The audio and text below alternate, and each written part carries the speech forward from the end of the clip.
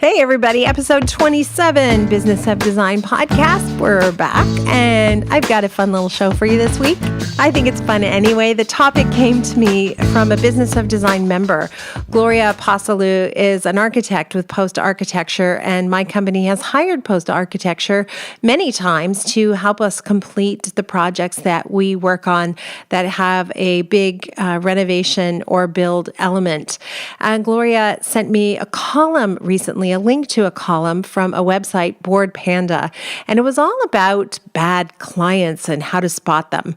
Now, I didn't like the concept of a bad client so much for the podcast, although the fact is sometimes clients aren't great, but most are really, really good. So I thought I would change things up a little bit and present you with some situations that happen with regularity, particular stereotypes or archetypes of clients, if you will, and then talk a little bit about whether or not you act on that behavior or how to act on that behavior, when you should deflect any action on that behavior, and when you should just ignore it.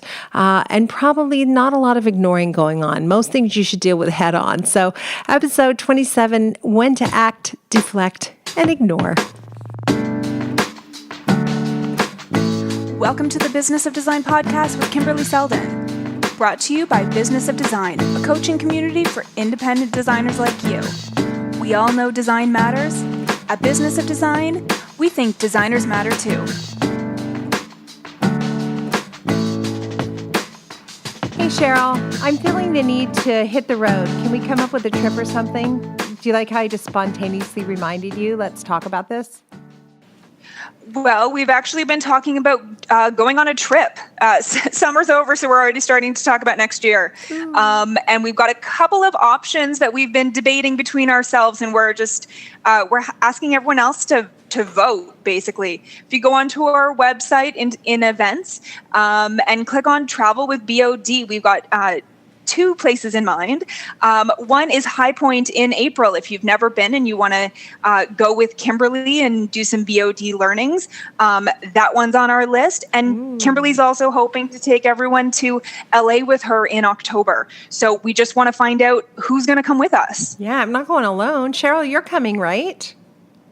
I would love to. It's been a while since we've traveled together. Okay, and I'm just telling you now, because Cheryl's the person I give all my big ideas to. You know, this year we're going to do High Point and potentially also Los Angeles, but the year after 2019, we need to go to Paris, I think. It's been a while since I've been to Paris. I need to go to Paris, so that's what we're going to do. So this would be a precursor, and both of these trips are a write-off. They will be a business expense. We will have lots of learning, and we'll chase the learning with wine. So there's really no reason not to attend. Yeah, check it out on the website and get in touch with me and let me know which or both that you're interested in attending. Yay! And we'll get that on the calendar. Awesome. Thanks, Cheryl. Talk to you soon. Take care. And now back to the show. So I promised in the introduction we would talk about some archetypes in clients and how that impacts you. And I'd pull from memory some of my client interactions and see if you can relate to any of this. And there are about 12 or 13 of them I think I came up with. And again, this was all inspired by an article I read on Board Panda that had to do with 15 bad clients. So I took a little from what they had, and then I added some information from the clients that I'm dealing with now and some from clients in the past. The first one, number one, is I need this done now. You know what that feels like. You get a new customer and they've been thinking about a project 2 years, 3 years, 4 years. The house is falling down around them. And suddenly it's not just a desire to have a new kitchen, it's a dire need to have a new kitchen. And they finally decided to pick up the phone and phone you. And the expectation, the desire, the want is that this has to be done immediately. They want it now, they want it yesterday. And it's really tempting, particularly if you're new and you don't have quite as many customers as you like, to want to please this customer by saying, of course I can take this job on immediately. absolutely we can get started tomorrow. This is not a problem. Let me handle it. The fact of the matter is, even the smallest job in my world takes quite a long time. Now, if you're a stager, you're probably thinking, nope, jobs are pretty fast for me. Sometimes they happen in 3 or 4 days. And I get and understand that that's the truth. But when you step into the world of decorating or design or renovation or architecture, it doesn't work like that. In this situation, your language matters very much, and you want to be careful not to lead a client into the impression that you can meet an unreasonable timeline. The fact of the matter is, everything in our world works pretty slowly, and I use that exact language with clients frequently. So a client will say to me, listen, I know it's October, but we want to have a party in December. And yeah, are there things I can do between October and December to get the house looking ready for a party? Absolutely. But installing new kitchens and bathrooms, they're not on that list. I can restyle things. I can fluff. Maybe I can get things painted, but probably not. At the moment, we are experiencing an increased demand for services. That means what that tells me is the economy is doing pretty well. Everybody's busy. The trades seem to be very busy. And now, of course, this is going to be completely dependent on where you live. Some economies are not doing well at all at the moment, and you might have lots of free time. But I find when we are super busy, when the trades are super busy, in fact, it does make projects slower, because it's harder to get people to come out and do what I need them to do. So I have to be very careful when I'm talking to the client that needs everything now to let them know that that just isn't possible, that there are many companies that would lie to them and let them believe it was possible and then disappoint them, but that's not my company. And so if they can find someone else who can do it quickly, then we wish them well. And if not, let's do it right instead of quickly. The next archetype is the flip-flopper. You know this client. Yes, they love everything you presented, and it's exactly what they want, until 1 week later and they've gone to Florida and they saw something different and now they want everything changed. And none of that is really a problem, to tell you the truth, if you're working on an hourly fee, because you just start billing them again. And so if they really don't care and they want you to start from the beginning, by all means, go ahead and do that. Now, if you're working on a flat fee, that would constitute not a revision, but a total change of plans, a complete scope expansion.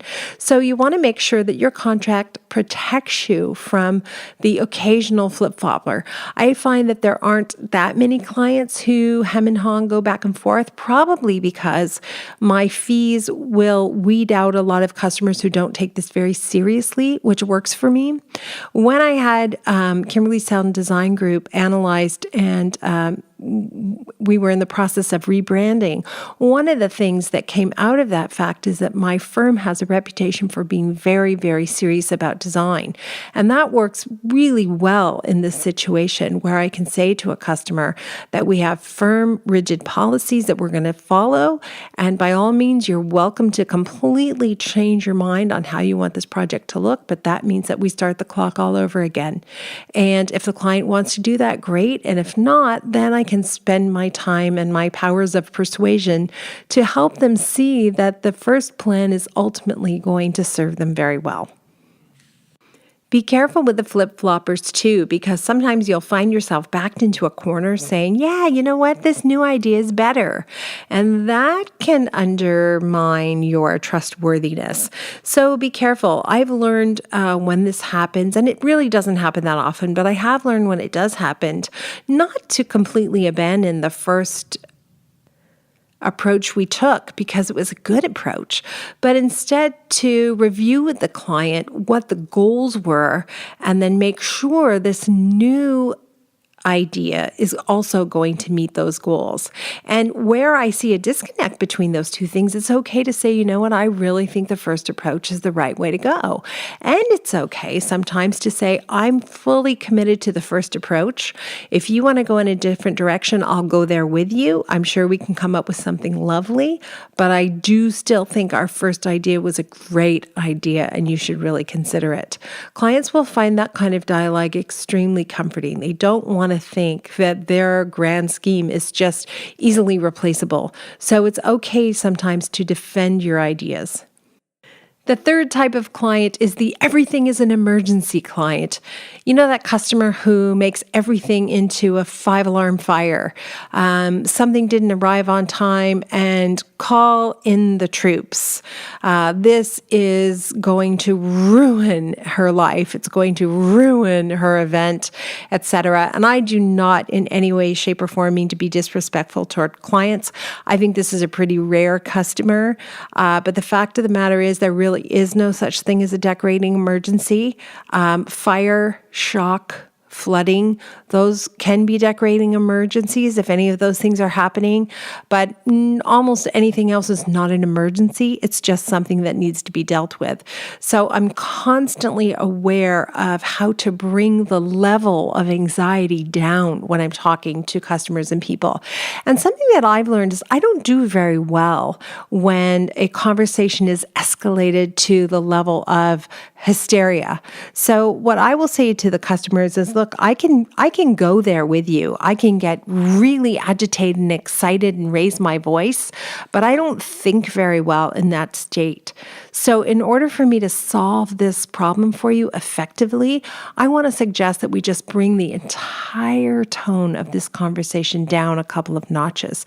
Take a deep breath.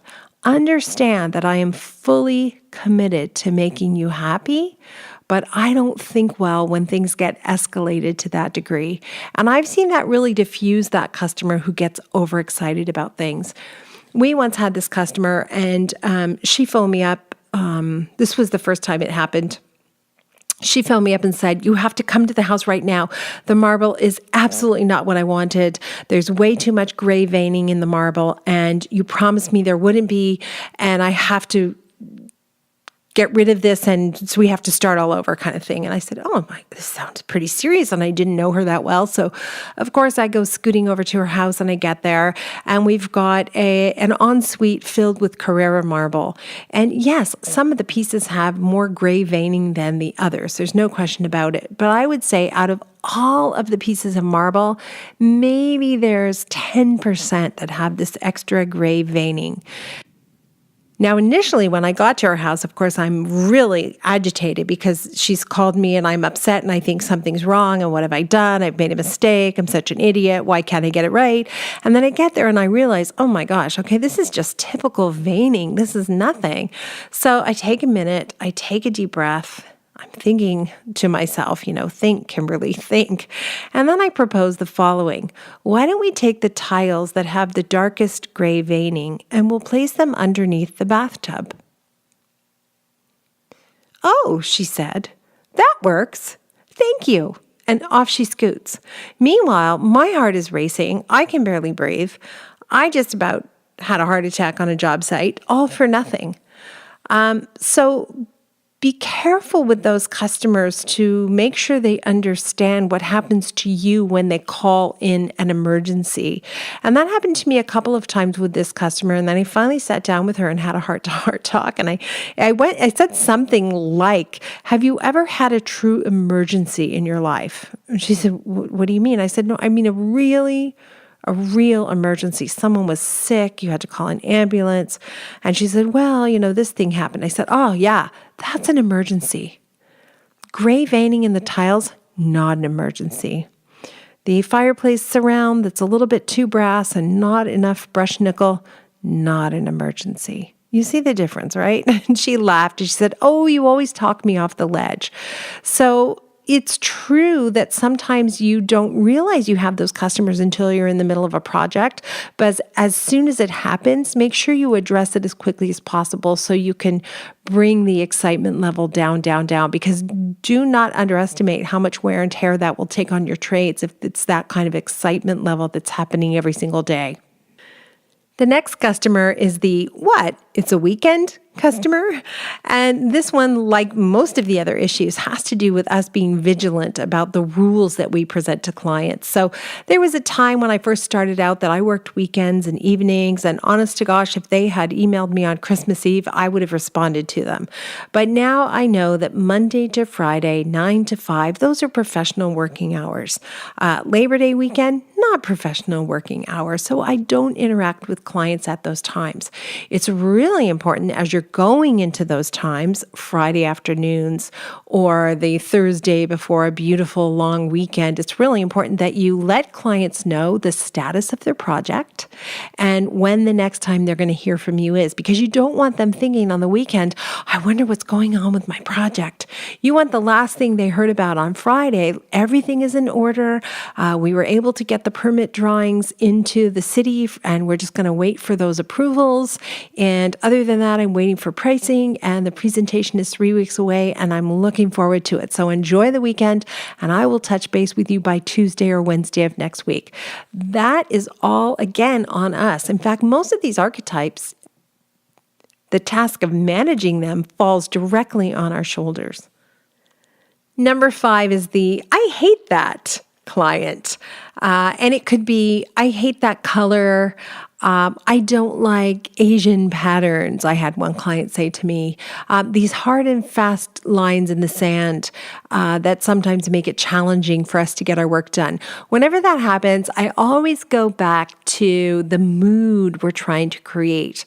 Remember when you hired me, you said you wanted your home to be quiet and peaceful and restful. And so this leaf pattern, although it looks, air quote, Asian to you, to me just speaks of a quiet scene with a beautiful tree and a light breeze. Does that work for you? So always bring it back in those situations. I always bring it back to the mood or the atmosphere we're trying to create. Number 6 is a tricky one. Number 6 is the I assumed it was included customer. You do want to be careful with that customer. Sometimes it's intentional. The customer just wants to squeeze out as much as possible from you. We find this happens sometimes with the consultation process. I'll go to the consultation. I assume makes it really clear that it's 2 hours. And at the end of the 2 hours, if it's just a DIY person, I'm going to give you the written notes and we're going to review them together. And if you have any questions, the time to ask me is right then and there, because afterwards I won't have even a copy of the notes. But invariably, once a year, somebody will phone iSoon and say, we haven't gotten our drawings yet. We haven't gotten our package yet from Kimberley. And we'll tell her that they understood that we were going to design the kitchen and send them drawings or whatever it is. So with that kind of situation, you do want to be smart and make sure you're protecting yourself legally, that you've got it somewhere written on your paperwork, on the invoice, on the receipt, that it's a 2-hour consultation, that's completely inclusive of everything they're going to receive. And if there's an email correspondence that explains what happens at the consultation, that's even better. So that's a situation where you really do need to protect yourself. And if you're working on a flat fee, because sometimes that can happen as well. I've got a situation like that right now, in fact, going on. Again, the onus is on me the very first time scope creep occurs to bill the client for that time. So that way they know without a shadow of a doubt, every single time something gets added to the project, I'm going to bill them outside for that amount of time. Most of these things, like I said, are going to be your responsibility to manage. You don't need to change the clients. Clients are perfect. What we want to do is change how we operate to make it comfortable for the clients who decide they're going to work with us. Number 7 is the sudden reappearance. I had this customer who we did a presentation for back in February, and they wanted to work with their own contractor that they'd worked with many times, and the project was out of town. It was a summer house, and I was fine with them working with their own contractor, and we did the presentation and everything was great. And the next thing that was supposed to happen is they're going to meet with the contractor and get things moving. I did a tile schedule for the contractor. I produced all the drawings. I added all the notes. The lighting plan was there, so the contractor knew exactly where I wanted items to be placed. The sconces are 71 inches above the finished floor, et cetera, got that all ready, and everything was out of our hands by March 1st. Well, April, May, June, I'm calling the client. What's going on? Why haven't I heard from you? We haven't placed any orders. When are we going to get going? July, August, September. September is here. Suddenly, the client reappears and says, I need to order everything right now. Well, the fact of the matter is I'm super, super busy right now. We're very careful about taking on more work than we can handle. And yes, I took her on before these other customers, but she disappeared. And so I had to explain to the customer, look, I want to help you out, but I have other customers that I'm in the middle of things with. And you were scheduled to be ordered everything by April. And here we are in September. So it's okay sometimes to let clients know that you have other customers. They're not the only customer. Sometimes that was really, really hard for me to say to clients. I wanted every client to think they were the sun, the moon, and the stars, which they are. But I have other clients who are also that important to me. So in this case, I really had to be firm with the client and say, I'm really sorry, but this is not going to get ordered in September. We can order everything for you in October. We now have to reprice and make sure everything is the same price because I know for sure it won't be. I know the fabric prices have recently gone up, so that's probably going to be another 10%. So I had to prepare her for that. Was she disappointed? Yes. But the fact of the matter is I have other customers. She didn't fall into line in terms of project management, and I want to give her my full attention like she deserves, and the way I can show her that I'm going to do that is by giving my current customers my full attention until they're in a position where I can go back, circle back, and get everything ordered for her. So be aware of that client who disappears and then comes back and everything is a rush. Number 8 is we don't really have a deadline customer, which sounds really good until they say, wait, we're having a party in 3 weeks and everything has to be ready then. How many times, I would love to do this survey. In fact, next time in a big group, I'm going to do this. How many times has a client told you that they're having a big party suddenly? This party was nowhere on the horizon and suddenly 5-6 weeks away from you being finished, this party is in 3 weeks and now you're expected to get everything done. The fact of the matter is the timeline doesn't change and it doesn't matter how important the party is.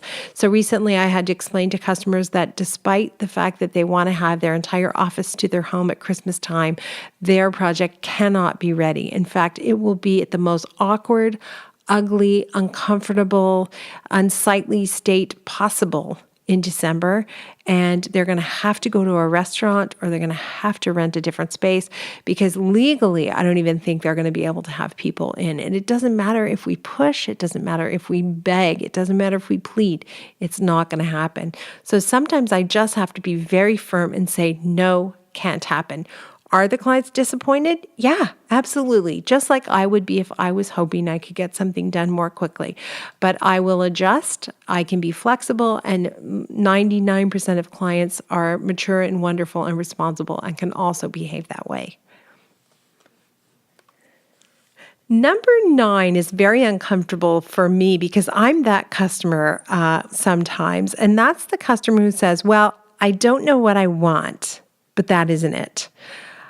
I can admit to being that way when it comes to things like logo design or fonts or graphic design. For some reason, I can't articulate what I want to accomplish very well.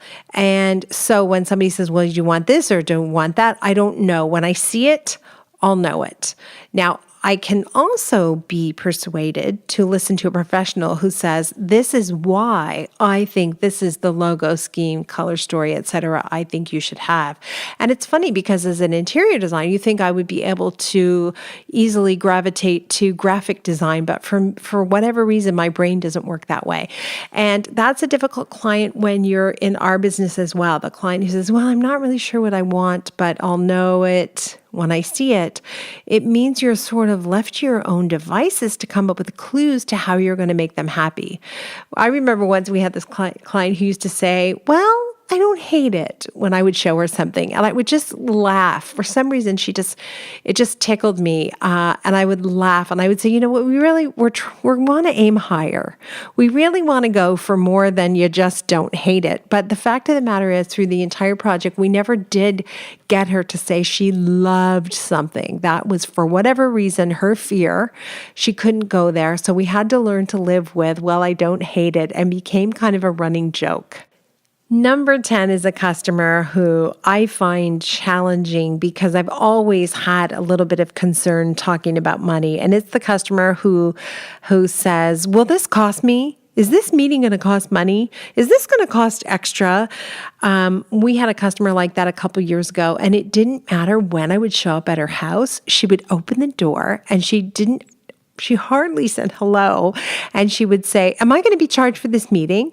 And it was so shocking to me, that behavior. And it was doubly shocking because she came referred to us by one of our favorite customers of all time, the kindest, gentlest woman I've ever met. And this was one of her very good girlfriends. And every time I showed up, she'd say, well, am I being billed for this meeting?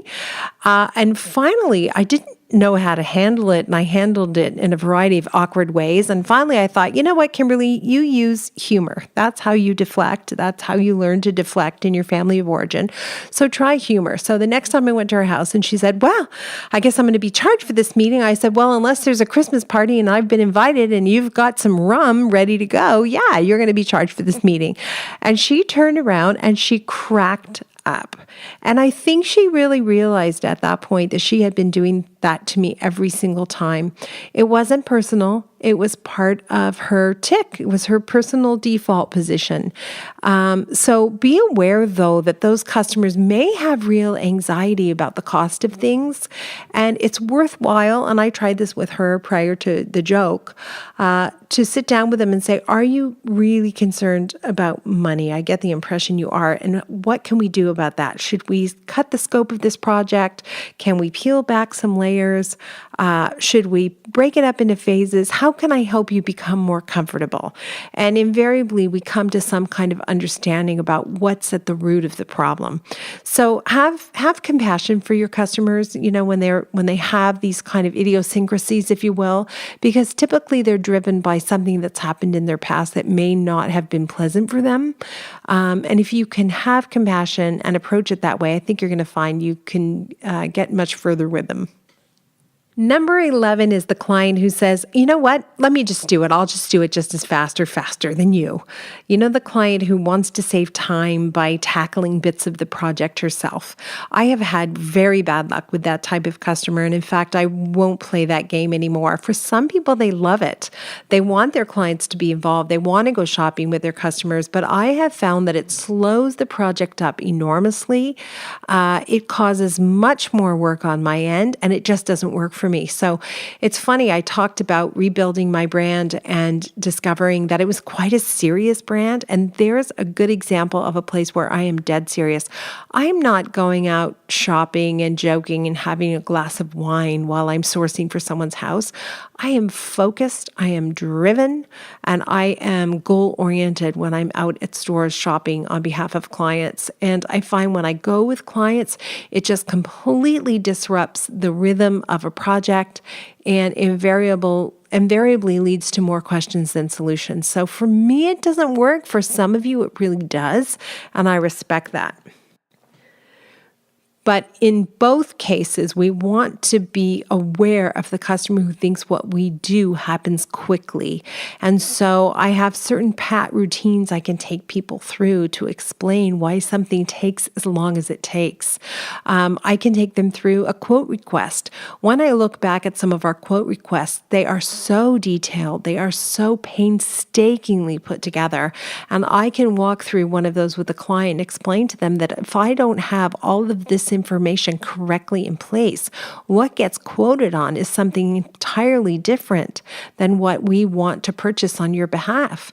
And you're going to suffer if I don't get this right. And sometimes that can help that customer who thinks everything should be as quick as a click of a button. Just click here and buy. It's a little more complicated than that for us, isn't it? And the last one has to do with that customer who makes decision by committee. How many times have you done a presentation and then they want to show their sister-in-law who's great at decorating, or she's going up to the cottage for the weekend and she's going to share the plans with all of the kids, by the way, 4 sets of grown children who have their own needs and desires and style. And invariably, what's going to come back at you is direction from 4 different aesthetics, 4 different needs, and 4 different desires of functionality, which is not going to be helpful at the end of the day. So decision making by committee doesn't really work for anybody, but is certainly challenging for me. So I work best with those clients who make very fast decisions. And in fact, I will dissuade a client from hiring me if I get the sense that they're not a really prompt decision maker. And believe it or not, one of the things that can give us an indication of that is how quickly they sign up for the consultation. I soon will tell me that this customer is our customer. That's her code for this is someone who's an ideal fit. It's a great project. They made decisions quickly. She grabbed her credit card within minutes and was signed up for the consultation and knew exactly what she wanted. That's my customer. The customer who has to phone 4, 5, 6 times to discuss whether or not they're going to purchase a consultation is not my customer, and I soon will dissuade them from hiring us in a variety of different ways that she'll work. So make sure that you're setting the stage from the beginning with the way that you answer the phone, with what's on your website, for hooking and grabbing those customers who are just right for you. Now, the customer who's just right for me may not be right for you, and I completely respect that. Some of you are out there having a heck of a lot more fun than me. I happen to think this work is really hard, and I give it my full focus and my full attention, and I love projects that are meaty and have renovation component to them as well. I love projects that are a hole in the ground when we start, and they become a beautiful home at the end. And for others, you guys, you just want to do draperies. I meet a lot of designers who say, well, really what I focus on is window coverings, and in an apologetic way. There's nothing to apologize. If that's what turns your crank, if that's what you're good at, be the very best window designer you could possibly be. And I wish you luck in every way, believe me. But even so, even then, you're going to want to make sure you know exactly who your best customer is, and you focus your marketing efforts on getting that customer over and over again. So just a little fun talk today on different archetypes of customers that you may have run into. If you haven't, you probably will.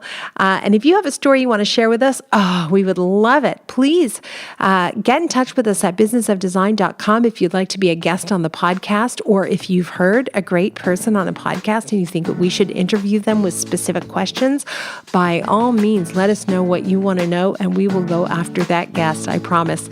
It's always good to talk to you. I hope this is your best year ever. Thank you for being here. At Business of Design, we know it takes more than hard work and talent to successfully run a professional design firm. There are proven business strategies that can solve your immediate business challenges and transform your life. Don't try to do this alone. Join today and you'll have access to more than 100 video courses, plus access to Kimberley Seldon as your mentor and guide. Unlike coaching, which can take years to produce tangible results, Bo Dee is a fast track to immediate results for independent interior designers, decorators, architects, stagers, and landscapers just like you. Monthly membership is only $67.50. Annual members save 2 months and have access to Kimberley's contracts. What are you waiting for? Together, we will achieve extraordinary results. Start today.